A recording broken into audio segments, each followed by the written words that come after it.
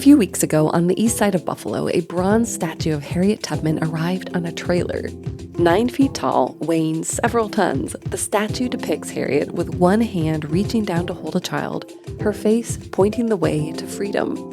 A group called the Freedom Walkers had hauled her hundreds of miles from the Underground Railroad. They set her down on an old house on Michigan Street, near a church that was one of the last stations of the Underground Railroad, and 200 people came to honor this history. When you get and you sit and you celebrate, you hear the African drums, you hear the poetry, you hear the singing, okay? And you experience all that in what I call hallowed ground. You can't help but feel that you're in the midst of the ancestors. You actually feel yourself standing upon the shoulders of so many that came before us. Terry Alford has spent the last 6 years making sure moments like that keep happening here, because this street in downtown Buffalo is a critical part of American history, and you may never have heard of it. I'm Aislyn Greene, and this is Unpacked by Afar. This is the third stop in our series on Buffalo, New York, and today we're walking together down Michigan Street. That's after the break.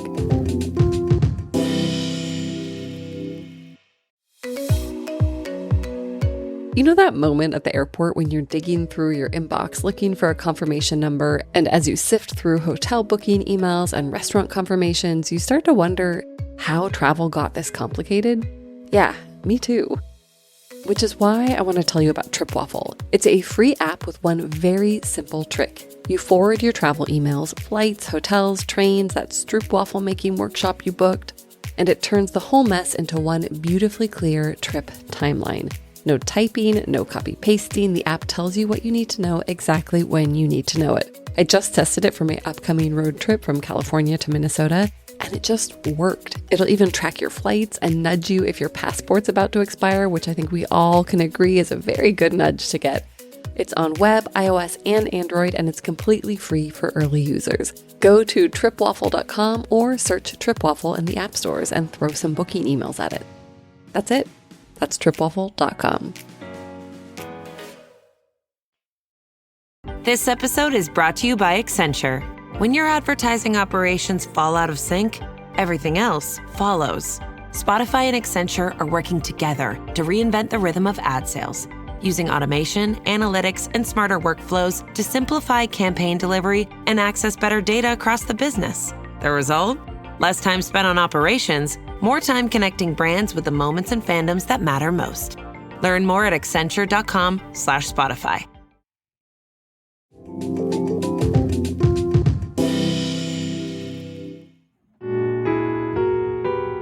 My full name is Terry Alford, and I am the Executive Director of the Michigan Street African American Heritage Corridor Commission in Buffalo, New York.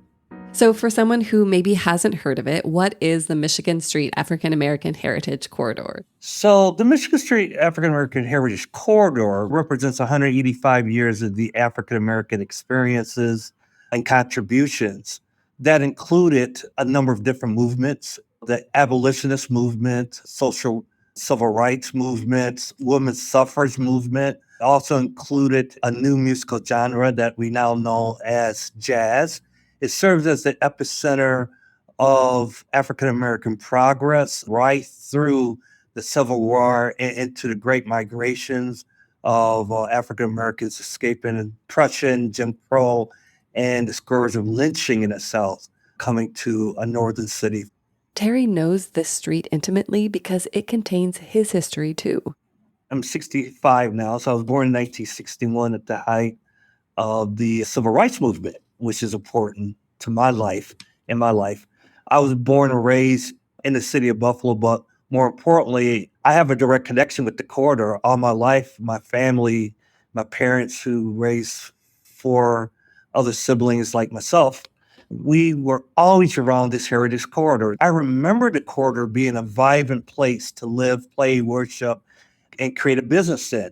I remember tree-lined avenue with single-family homes with the typical white fence around it, with beautiful gardens. You had folks at different economic levels that were living side by side with each other. So you had folks, teachers, lawyers, engineers, living next to folks who weren't doing so well economically, but served as great models for young people.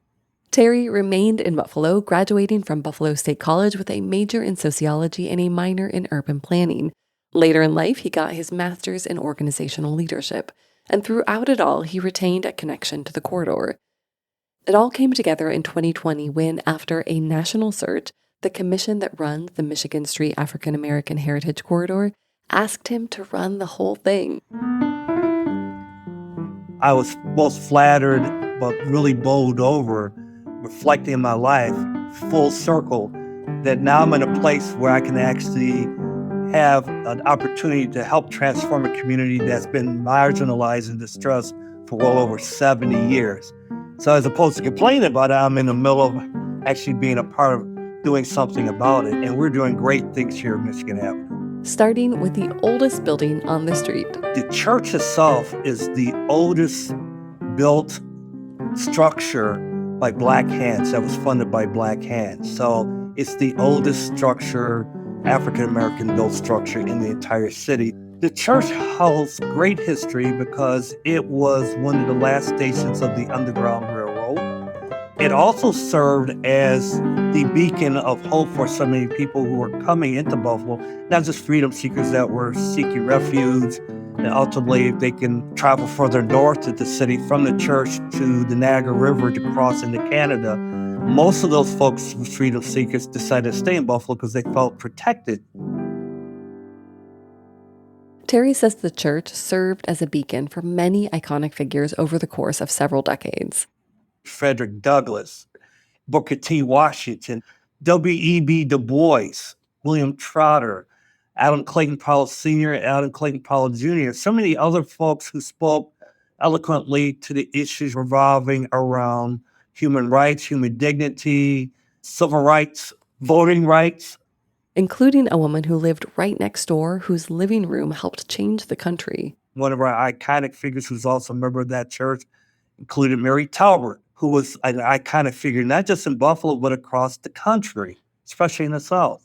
It was at her home, right next to the church, where the Niagara Movement was founded by W.E.B. Du Bois, William Trotter, so many other leaders. That movement eventually became the NAACP. A few doors down from that is the home of the church's longest-serving pastor and his very influential wife. Reverend J. Edward Nash House was the home of the longest-serving pastor of the church, Reverend J. Edward Nash, and his wife, Frances Nash, were movers and shakers in the city in those early years, especially in terms of providing and addressing food accessibility issues. She cultivated gardens that she was able to provide food for, especially to the homeless folks in the community. So we've created a community garden as well as a farmer's market in her name. Then there's a building where a certain form of American music flourished. In 1917, African-American musicians were not allowed to join white musician unions. So they started their own musician union, which is one of the earliest African-American musician unions in the country that still exists. The union and the building they were in later in 1936 expanded into the iconic Colored Musicians Club. This is why the Colored Musicians Club needed to exist, because the greatest musicians in the world would come play Buffalo's white venues, but then they couldn't sleep in most of the hotels.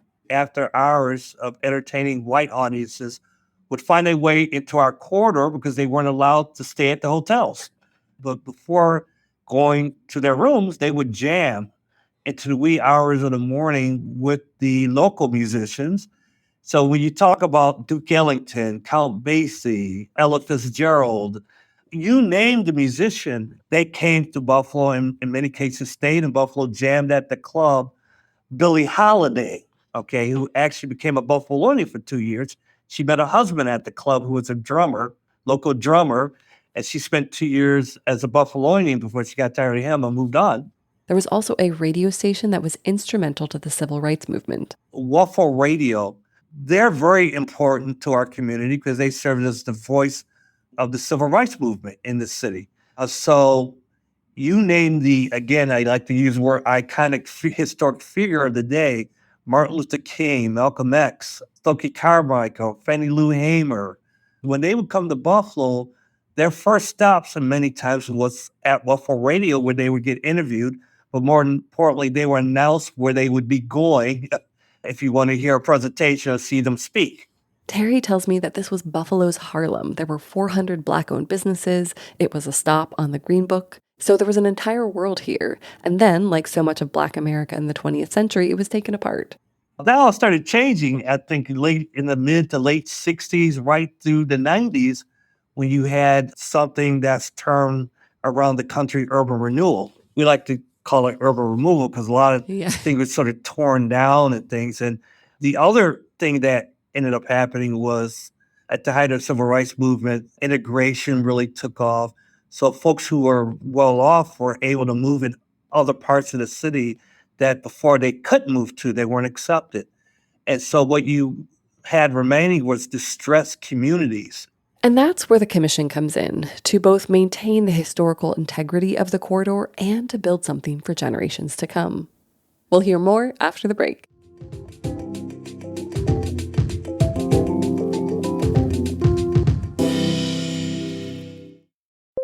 When you need to build up your team to handle the growing chaos at work, use Indeed Sponsored Jobs. It gives your job post the boost it needs to be seen and helps reach people with the right skills, certifications, and more. Spend less time searching and more time actually interviewing candidates who check all your boxes. Listeners of this show will get a $75 sponsored job credit at Indeed.com/podcast. That's Indeed.com/podcast. Terms and conditions apply. Need a hiring hero? This is a job for Indeed Sponsored Jobs. Hey there, I'm Travis Hoyam, one of the hosts of Motley Fool Hidden Gems Investing. Each weekday on Motley Fool Hidden Gems Investing, we talk through the business news you need to know and the stories moving stocks on Wall Street. On weekends, we game plan personal finance strategies and dive into the industries shaping tomorrow and host the experts, authors, and executives that understand them. Tune in for insights and a long-term perspective on investing and, of course, stock ideas, plenty of them. To quote a listener, it pays to listen. Check us out and subscribe wherever you listen to podcasts.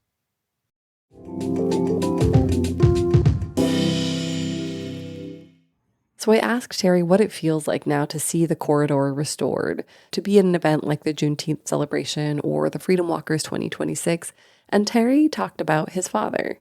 I always think of my parents, right? They struggled. I mean, we didn't have a silver spoon in our mouths by no means. And I in particular remember my father, who had aspirations of always, and a dream of always wanting to start his own business, right? He was trained as a butcher, and because of health reasons, he was disabled, which prevented him from being a butcher, but he still had to provide for his family. He would go to the farms and get fresh fruits and vegetables and watermelons and all kinds of things that he would bring back to the city to sell to friends and family and others. He became an avid and very successful and very known fisherman in the city. He would talk to folks who owned these buildings at the time that still was along Michigan Avenue that had been shuttered. They would allow him to, at a very nominal fee, to provide these products right out of their storefront. And he had always dreamed one day he would own his own business, but he would never achieve that. And then Terry talked about a woman who died a century before him. We've met her before. She's the wife of the church's longest-serving pastor. I think of Mrs. Frances Nash, for instance, who, up until her death, petitioned the city to donate land around the house, the Nash house, that she resided in, so she could grow more food to hand to the needy. And she was never able to achieve that, I mentioned my father and Mrs. Nash in the same breath because they had this vision of doing better for family and others, but to also had this entrepreneurial spirit that complemented the history and heritage of our people in these historic spaces, right? Two people with similar dreams. And now Terry is getting to make those dreams come true for a new generation of business owners. I'm at the cusp of seeing that happen, seeing both men and women being able to have startup businesses who may not have brick and mortar right now, but because the corridor now has properties, we can make those spaces available to them at nominal fees. I tear up sometimes thinking about how I was raised and the people who aren't in my family who's not with us anymore, who, if they were here, would be so proud to see me being in the midst of all the things that's happening. Terry told me that there's a Ghanaian word for what he's describing, the principle of Sankofa. The principle of Sankofa, and it's symbolized by a bird, okay, with feet firmly on the ground. Its body is facing forward, but its head and beak is facing backwards. And in its beak, it's dropping a seed, okay? So what this all represents and symbolizes, the body represents steady progress moving forward for our people. The head looking backwards with the beak looking backwards is always remembering where you came from, what got you there, okay? And the seed represents the seed of knowledge, stories, culture, okay, that are being dropped, being left for the generation behind us. So look back while you move forward and leave a seed for the next generation. To Terry, that's not just a symbol, it's basically his job description. When they hired me, I always tell anybody that this is the best job I've ever had, okay? This is my dream job. And the likelihood it'll be the last job that I'll ever have. And right now, that job is fantastically enormous. I'm presently working with close to $40 million in capital projects, namely to stabilize, expand, renovate, and improve upon those 4 cultural anchors that I just talked about, okay? We own the better part of 2 city blocks. What's unique about this is all of our anchor sites, which will now all include museums and collections, are literally steps within each other. The campus that we're building out on in this part of the city, on any good day, could accommodate 1,000 people sitting to listen to music festivals, participate in cultural events, see performance art and the performance arts. The crown jewel of the first phase is the Colored Musicians Club, which now has something it never had for like 100 years, a way for everyone to get upstairs. So beginning in about 2010, 2012, they started renovating and expanding the space. And that annex now includes an elevator. Okay, so now it's ADA regulated. It has now spaces for classrooms there as well. And this beautiful large window that overlooks across the street towards the Michigan Street Baptist Church and what will soon be the new garden, which will serve as part of as I mentioned, the Heritage Campus that we're looking to develop. And they retained the bar there. So the bar is from the early 1920s or so. There is still a long way to go. This is still, in Terry's own words, a food desert. But he says the end is in sight. So we're kind of like the last frontier of development, which is so vitally important. And I think once we're fully developed out, which we anticipate to have everything done within 3 years, we'll be blowing out all the other development and other destinations around us, only because of the uniqueness of our history. I asked Terry who all of this is really for, the buildings, the money, the museums, and his answer goes back to that principle of Sankofa. We can have these great buildings, these beautiful historic buildings that represent so much history.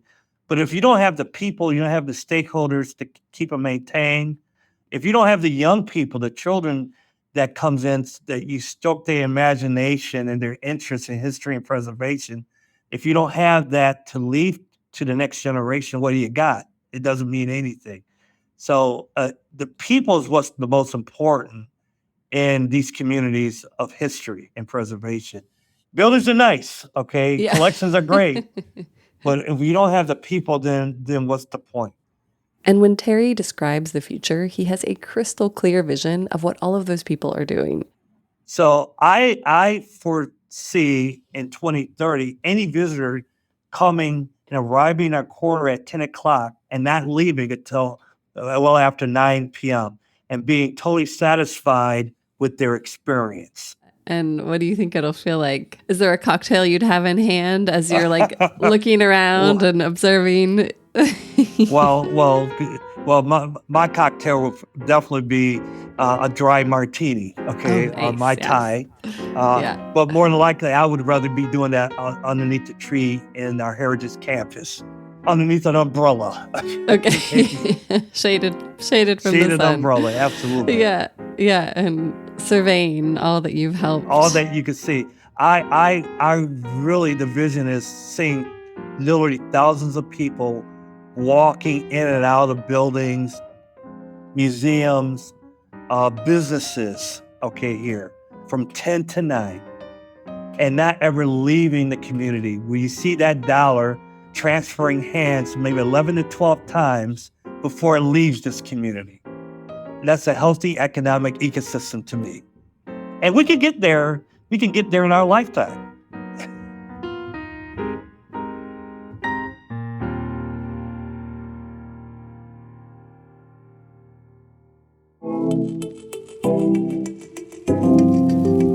Next week is the final stop in our Buffalo series. In that episode, we'll talk about the buildings themselves, because it turns out this snowbound Rust Belt city is one of the great architectural secrets of America. Unpacked is a production of Afar. This episode was hosted by me, Aislyn Greene, and produced by Nikki Galtelin. Special thanks to Terry Alford and the Michigan Street African American Heritage Quarter Commission. Learn more and plan a visit at michiganstreetbuffalo.org. Every Sunday, we cover the week's tech news on This Week in Tech. Hi, this is Leo Laporte from the Twit Podcast Network, inviting you to join me this week for Harper Reed and Alex Wilhelm. We'll talk about the new Chinese AI models. Here they come.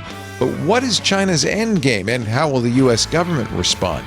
We'll also talk about the teleprompter operator who made $100,000 betting on Trump speeches. That's this week on This Week in Tech. You'll find it at twit.tv and wherever you get your podcasts.